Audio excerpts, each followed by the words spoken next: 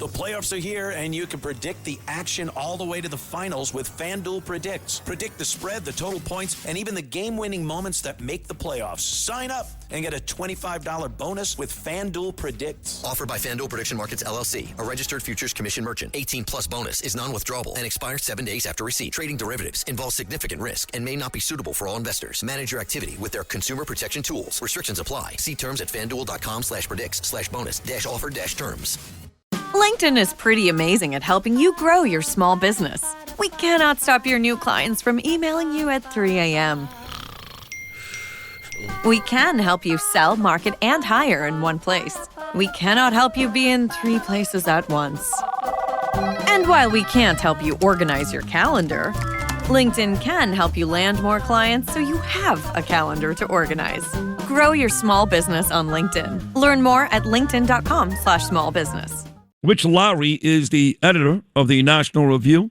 Dear friend and an amazing weekly guest on the program. He's here early on this Wednesday morning. Richard, good Wednesday. How are you, pal?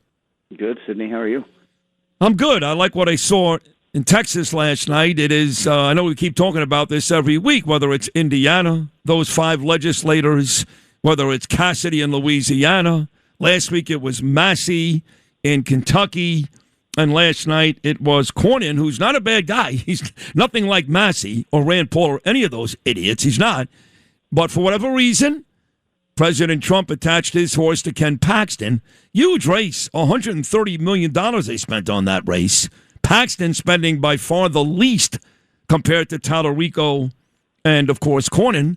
But it didn't matter because these days in these GOP primaries, if you get Trump to back you, you win. That's the bottom line, right, Rich? Yep, no doubt about it. It was a little bit like a Knicks game. You thought it might be close at the beginning, and then it ended up a blowout. Yeah. I think right. Trump endorsed him in part because he thought he was going to win, but in part to kind of screw the Senate Republican leadership that he's not very happy with at the moment. I think it's a risky choice. I think he'll win Paxton, but the rumors you hear you about do? Well, you think he's going to beat, you think, and again, I still don't know why he's soured on Cornyn. I know he's upset with the Senate and the Congress, but Cornyn votes with President Trump over 99% of the time. But regardless of that, you think Paxton's going to beat Tallarico? I do. I think it'll be close, though. I think Tallarico has so many vulnerabilities. It's going to be really hard for him. But Paxton, I think there's probably more scandal out there that Democrats will pay for, manage to dredge up. So it's going to be ugly, but ugly down there. I think he'll pull it out, but it's going to be hugely expensive, probably the most expensive race in the country. It's been like 30 years since a Democrat has won there. You know, the other race that was almost identical in terms of numbers, Paxton won like 64-36, and this anti-Semite, boy, what an idiot this lady was, this Maureen Galindo, who said that Jewish Zionists should be kept in detention camps, like concentration camps. She actually said that, this moron. 2026, Maureen Galindo, and she got her doors blown off, thank God. Yeah, it's always a therapist who are like the worst people. And then she was a sex therapist. A sex therapist, exactly. They're always crazy. And she was a total nut job. So Republicans wanted her to win because they thought to be able to beat her. This is one of those districts down there that the margin for Republicans is pretty thin, so they're beginning to be a little nervous about them. So hopefully they'll win that one, the general, anyway. But they didn't get the most idiotic, vulnerable candidate. No, they didn't. You know, I'll be remiss if I didn't mention this. At one point yesterday, and I know why, Joe Beningo was coming on the end of the show yesterday, WFAN legend and my old partner, talk about the Knicks. And Noam Layden has been very public on this show about how much he loves Beningo. He's one of his favorite guys. Mm-hmm. So I said to him yesterday, I said, Beningo is your favorite guest? Is that it? He said, well, I have 3. And no one knew this. Really, Noam, who are your 3 favorite guests on Sid and Friends in the Morning? He mentioned Beningo, WFAN. He mentioned Craig Carton, also WFAN. So clearly he listens to Sports Talk Radio when he leaves this show. And the third guy he mentioned, you. Wow. Yeah. I'm honored to be up there with those WFAN legends. I listen when I'm not listening to you, Sid, on the radio, it's WFAN. Is that true? And if I ever cheat on you, it's the fan. What? You're listening to Boomer? He hates you. Occasionally. You'll be in a commercial break or I want to know what they're talking about, but it's usually you, Sid, in the morning. Okay. Why, now that I've got him on the mic here, Noam, why did you pick Rich Lowry in the top 3? I told you this yesterday. I think, first of all, he's really intelligent, but he also, what I like about him... Take it easy. Don't get nuts. He's not exactly Einstein. Calm down. He's very close to Einstein.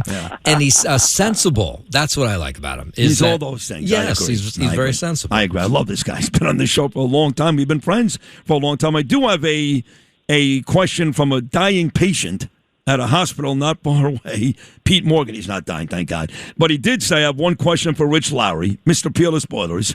Does Rich Lowry like Caballero at third base, Mr. WFAN listener? Do you like Caballero at third base and Volpe at short, or maybe Rosario versus lefties? Yeah, Rosario, that guy, he had 4 hits last night. He hadn't played in 5 days. I love his intensity. He's always the first guy out of the dugout to congratulate anyone when anything happens. We noticed this about him last year. We didn't even know who he was. He had barely played. What do you mean? He played for the Mets. He played for the Mets for years. He was good. Oh, I didn't realize he was a former Met. Yes. Yeah, I love that guy. I love Cabby, too, the intensity and the speed he brings.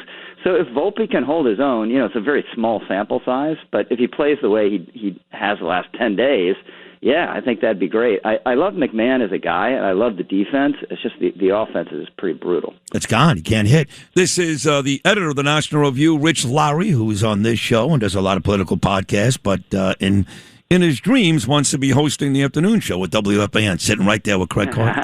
By the way, one thing I hear on when I hear you on the Fan, it's because you're doing the Peerless Boiler read.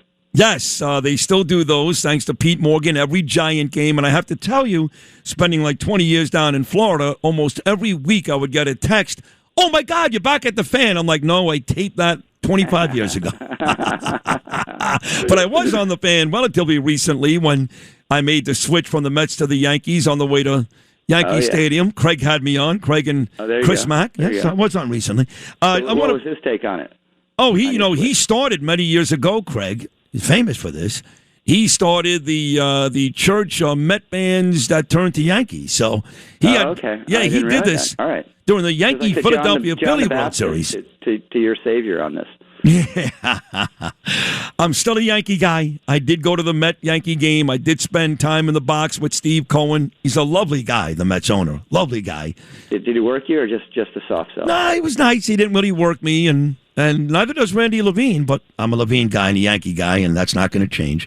I don't root against the Mets necessarily. I don't have to. They lose every night anyway. I mean, they're a joke.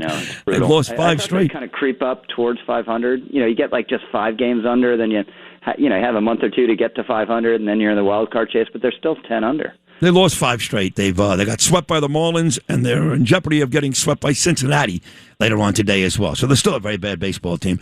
I want to get to Trump. He went to his medical visit yesterday at Walter Reed. Now, I just shook his hand on Friday. He was kind enough to call me to the stage after the big Mike Lawler event in Rockland County. So sweet. Shook his hand, whispered little nothings in his ear. He did the same to me.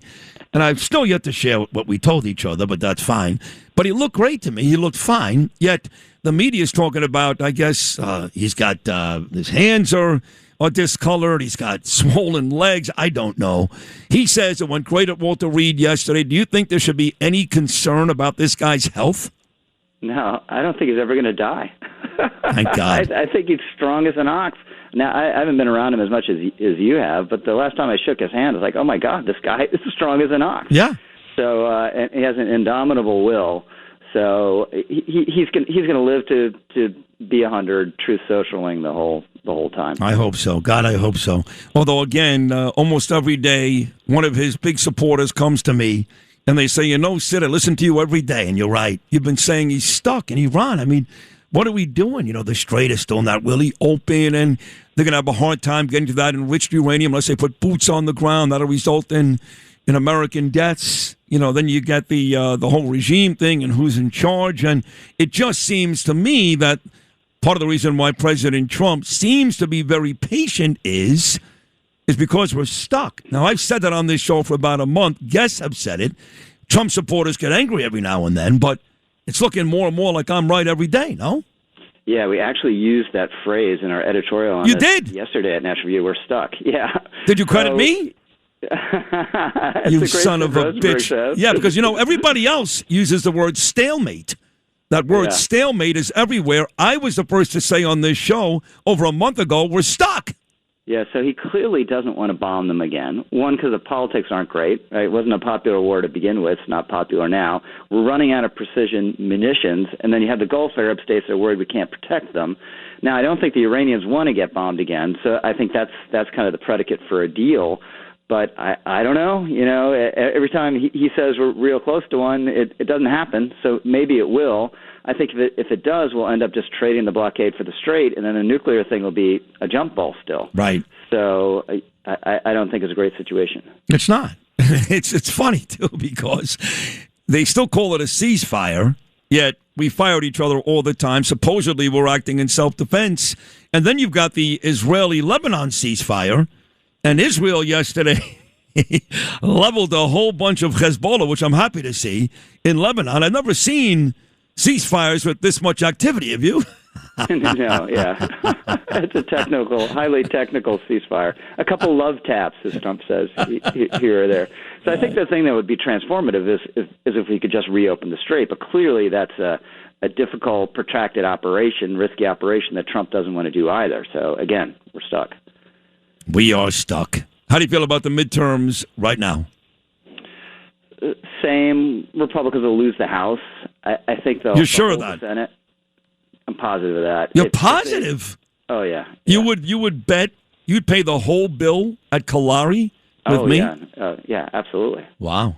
Yeah, absolutely. Now, why is they that? They can lose net 3 seats, and then they'll gain like 6 from redistricting. Yeah. So that's still just 9. That's a real thin margin.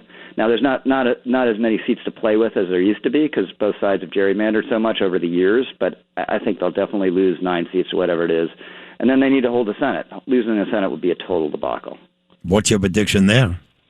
I think they'll hold it. I think. Oh, you do?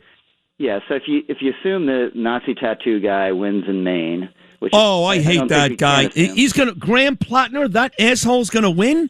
I think he could win, but just for the sake of argument, let's say he wins, and Republicans are definitely going to lose North Carolina. So then, still to take the Senate, Democrats, would have to win 2 out of 4 of Texas, Iowa, Ohio, and Alaska. So those are all red states. Maybe it happens, but it seems unlikely to me. Now that you mentioned this Plattner, I really hate his guts, and he's a veteran, and I love veterans. I love them, but this guy's a horrible person. I mean, oh, my gosh. Yeah, he's saying veterans deserve to die, and Chris Kyle was this, and this guy was that. But, we talked at the very start of this conversation about how President Trump is still the Republican Party. Bottom line is, you're running for office, he endorses you in a primary, you win. And it's never been more evident than the last month. All of his candidates are basically winning. I got news for you. That same effect, maybe not as much, but it's there, is happening with old communist Bernie Sanders. He's got this Graham Plattner, this ridiculous oligarchy tour, which is silly because Bernie Sanders is worth millions and millions of dollars. He's the ultimate hypocrite. He's every bit as bad as Mamdani, but he's all over town with this guy Graham Plattner, and that may be enough for this idiot to win. Yeah, Bernie no longer invades against millionaires because he is one. So right. Now it's billionaires who are terrible. Oh, that's what it is. Yeah, so the left, if you're the leftmost candidate in these races, you're sitting pretty. This guy in Michigan who's terrible also, this Saib, I think his name is, he seems very likely to win the Senate primary up there. Is he another DSA terrorist sympathizer? Oh, yeah. He's just like Hassan Piker. He campaigned with Hassan Piker. I think he was the first to do it. I shouldn't laugh. It's just unbelievable what's going on in this country, and people are still critical of Trump. I mean, God forbid, something happens to Trump. God forbid Marco Rubio or, I guess, J.D. Vance doesn't win in 2028. You can flush this country right down the toilet. Flush it. Yeah, well, the other thing Trump has done, he's holding the center of the Republican Party, right? So the anti-Semites, they can't win because Trump's not an anti-Semite in the Republican Party, but they're sweeping in the Democratic Party. Yeah. And if Trump goes away, does that center still hold in the Republican Party? I think it probably does, but I wouldn't be as certain of it. Well, I am certain if it's Marco Rubio. I'm much more certain with Marco than JD. You know, JD, don't forget, most recently employed Tucker Carlson's kid. He hangs out at the Erica Kirk thing. There's a couple of Jew haters there. I'm not saying JD Vance is, but there's no question in my mind that Marco Rubio feels more about the Jews than JD Vance does. No question. Yeah, JD, some of those people like Tucker, he considers within his coalition, where Marco that's not the case. No, he wouldn't be seen dead with those people. So that's where JD for me falls short, and that's why I'd love to see Marco as a candidate. But it looks like Marco is resigned to JD being the guy. Maybe he'll be on the ticket. Maybe he won't. Maybe it's some math. We go Trump, then JD, then Marco. Maybe we got 16 years of Republican presidents. I don't know. But Marco is saying all the right things for J.D. Vance, so you're going to see. How about the Knicks? You excited? I'm just not enough of an NBA guy. Yeah. I follow it very loosely on my phone. And, the other night it was tied in the second quarter. Then I look at my phone 15 minutes later.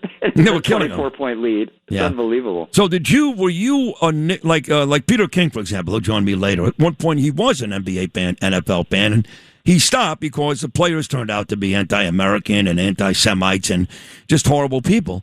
Were you at one point an NBA fan and you stopped, or it never really tickled your fancy? No, I've never liked it. I like college basketball. I don't know what it is. I think just too much happens in an NBA game, and none of it's memorable to me, except for the last minute. Or I don't know what it is. I just never been into it. Are you still a Virginia Cavalier fan? I am. Yeah. Yeah. And why is that again? Why is that? Why are you laughing?